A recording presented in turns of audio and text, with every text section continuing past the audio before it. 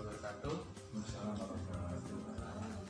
Hari ini kami mahasiswa Fakultas Keguruan dan Ilmu Pendidikan Universitas Muhammadiyah Profesor Dr. Hamka berkesempatan untuk mewawancarai Kepala Sekolah SMA Negeri 2 Cilengsi dalam rangka PLP 1 Hamka.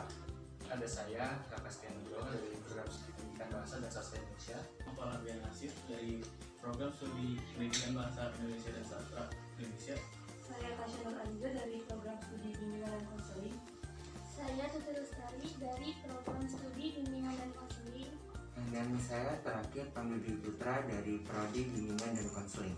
Kita bisa langsung aja yang pertama yang kami tanyakan itu bagaimana sih struktur organisasi yang ada di SMA Negeri 2 Cilengsi ini? Struktur organisasi SMA Negeri 2 Cilengsi itu pada umumnya sama dengan sekolah lain. Jadi SMA Negeri 2 Cilengsi atau struktur yang ada itu standar. Ya. Dalam arti kalau secara struktural sekolah itu bagian dari pengorganisasian yang ada di atasnya, provinsi, KCD, dan sekolah. Kemudian struktur organisasinya sendiri dibuat dengan sistem komando dan ada koordinasi. Apakah ada kegiatan formal seperti upacara bendera, rapat, dan briefing di sekolah yang berjalan dengan baik? Bagaimana penerapannya sebelum dan sesudah COVID-19? Karena Cilengsi ini zona merah. Nah aja sampai hari ini belum bisa rapat dengan orang tua.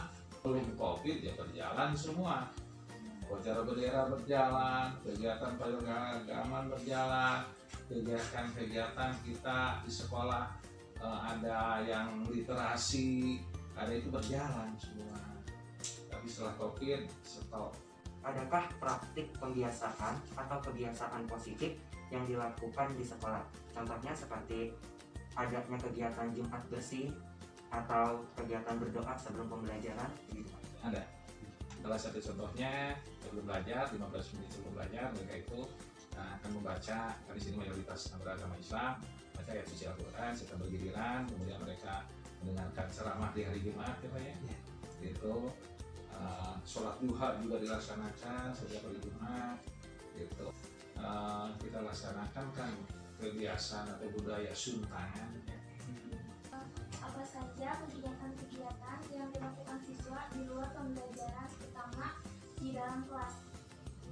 Setelah kegiatan belajar mengajar, barulah siswa mengikuti kegiatan yang namanya ekskul, ekstrakurikuler dan lain-lain. Nah, jadi ekstrakurikuler itu di luar jam pelajaran. Apakah lingkungan sekolah mendukung perkembangan siswa untuk belajar dalam prestasi pembelajaran? Lingkungan sekolah mendukung. Karena ini kan lingkungannya lingkungan perumahan. Ada di Medland ya. Itu kalau secara situasional itu sangat mendukung untuk proses pembelajaran.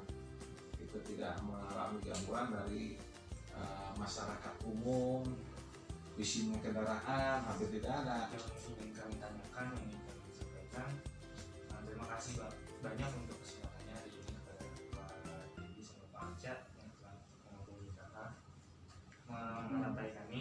Cukup sekian wawancara hari ini dari kami, kurang lebihnya kami mohon maaf. Bila bisa bilhaq, Assalamualaikum warahmatullahi wabarakatuh. Assalamualaikum Ibu. Ibu.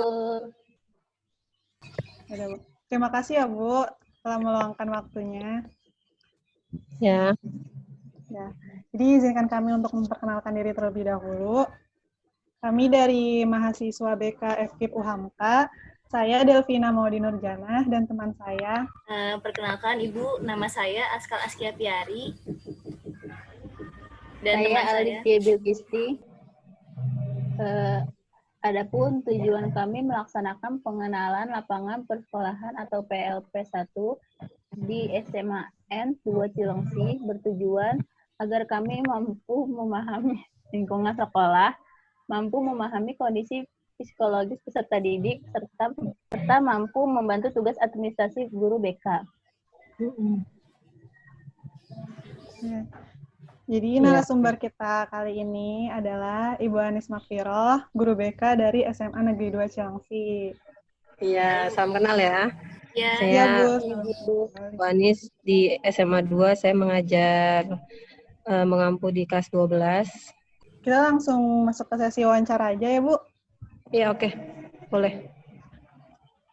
Jadi pertanyaan yang pertama itu, kami ingin menanyakan bagaimana karakteristik dari peserta didik di SMA Negeri 2 Cilengsi ini.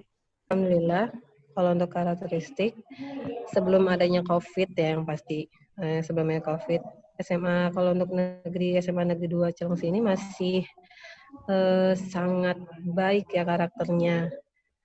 Kalau dilihat dari segi permasalahan itu tidak terlalu banyak yang mengalami permasalahan yang sangat berat gitu. Sopan santun, alhamdulillah SMA 2 itu sopannya baik sih. Salam terhadap guru itu ada banget walaupun gurunya biasanya nggak ngajar mereka, tapi mereka tetap salam atau nggak salim gitu. Bagaimana struktur organisasi bimbingan dan konseling di SMA 2 Cilengsi? Struktur organisasi di dalam BK-nya ya. Kalau hanya di dalam BK itu paling hanya koor BK sama anggota paling, ya kan? Kalau dari sekolah sendiri, BK itu kan masuknya sejajar sama Wakasek ya, jalurnya kan jalur koordinasi. Kalau di SMA 2 itu ada 3 orang BK-nya. Setiap satu orangnya satu angkatan. Pertanyaan yang ketiga, apakah Ibu selaku guru BK memberi sanksi kepada siswa jika mereka melakukan suatu pelanggaran? Jika iya, contoh pelanggarannya seperti apa ya, Bu? Kalau masalah pelanggaran sanksi, kalau masalah sanksi itu ada karena peraturan dari sekolah ya. Di guru BK itu biasanya hanya mendokumentasi ya dan menjembatani biasanya. Untuk pertanyaan selanjutnya, di SMA Negeri 2 Cilengsi itu ada jam khusus untuk BK nggak? Kalau di SMA 2 ada, yaitu 1 minggu sekali 1 pertemuan. Waktunya itu 1 jam. 1 jamnya itu 45 menit. Selanjutnya, adakah tes minat bakat sebelum memilih ekstrakurikuler atau sebelum penjurusan di SMA Negeri 2 Cilengsi? Tes untuk minat bakat itu ada di awal. Di awal untuk penentuan IPA IPS doang jurusan. Selebihnya kalau untuk ekstrakurikuler itu nggak ngaruh ke sana. Itu kalau itu sesuai minat aja. Apakah di SMA N2 Cilengsi ada praktik pembiasaan atau kebiasaan positif yang dilakukan siswa? Misalkan ada, seperti apa ya, Bu? Di SMA 2 itu yang pasti kalau hari Jumat siswa yang laki-laki harus Jumat bersama di sekolah, jadi nggak bebas keluar. Itu pertama. Yang kedua, biasanya kita juga ada bersih-bersih. Kalau bersih-bersih itu nggak insidental sih, pasti upacara. Itu ada keputrian kalau yang perempuan. Pramuka kali ya, pramuka. Masih banyak ya, Bu? Ya, oke. Sama-sama. Kasih, Ibu. Udah nih? Ya, udah, Bu. Udah. Oke. Mohon maaf penggangguan ya. Ibu. Assalamualaikum. Waalaikumsalam. Ya, sama-sama. Assalamualaikum warahmatullahi wabarakatuh. Waalaikumsalam. Warahmatullahi wabarakatuh. Alhamdulillah pada kesempatan kali ini tepat di tanggal 1 September 2020 kami dapat melaksanakan PLP dan dapat mewawancarai adik kami yakni yang bernama Syakila. Halo Syakila. Hai. Ya, Halo. sebelumnya ya, nama saya Pandu Dwi Putra dari Bimbingan dan Konseling Universitas Muhammadiyah Profesor Dr. Hamka.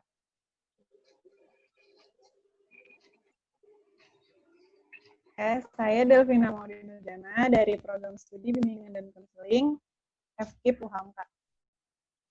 Nama saya Tasya Nur Aziza dari Prodi Bimbingan Konseling Universitas Muhammadiyah Profesor Dr. Hamka.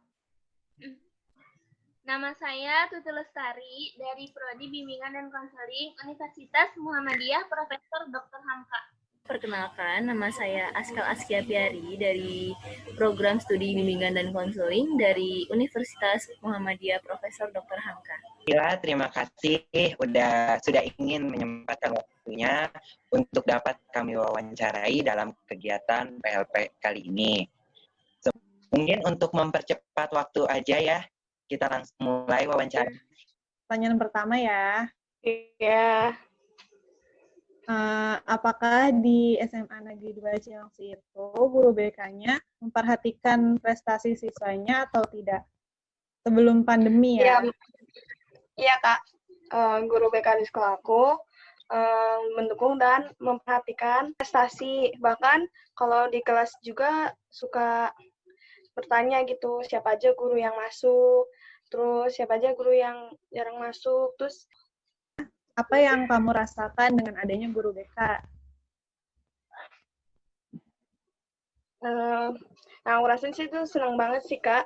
Terus juga kayak, alhamdulillah deh ada guru BK, soalnya waktu aku kan angkatan 2020 baru pertama kalinya ya nyoba perguruan tinggi negeri. Jadi guru BK aku sering banget ngasih info tentang jalur SNM, PTN, SBMPTN, Mandiri, kedinasan. Apakah lingkungan sekolah mendukung Syakila dalam konsentrasi belajar? Aku sih enggak ya. Mungkin kalau kondisinya nggak rame, masuk kalau kondusif tuh aku konsen. Tapi kalau misalnya kayak banyak pengawalan, banyak Iya. Menurut Syakila bagaimana sih ekstrakurikuler yang ada di SMA 2? Terus Syakila pernah nggak ikutin ekstrakurikuler yang ada di SMA 2? Ekskul di Semandu tuh kan banyak banget ya, beragam. Jadi kalau aku juga dulu waktu kelas 10 sama 11 ikut ekskul PMR sama bulu tangkis. Tanggapan Syakila mengenai belum tersedianya ruang BK di SMA Negeri 2 Cilengsi? Sedih banget sih ya, Kak.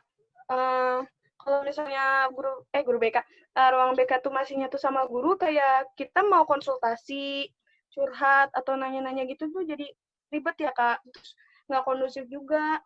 Kan kalau misalnya ada ruang BK tersendiri tuh kan kitanya jadi lebih, kalau mau konsultasi, cerita, nanya-nanya tuh kan lebih rileks gitu. Terima kasih banyak, kami dari mahasiswa hanya bisa memberikan rasa terima kasih yang sebanyak-banyaknya kepada Syakila atas waktu serta lain halnya.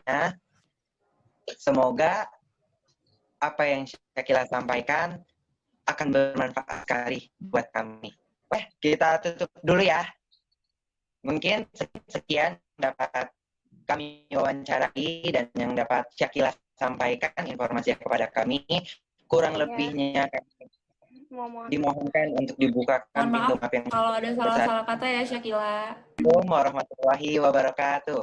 Waalaikumsalam warahmatullahi wabarakatuh.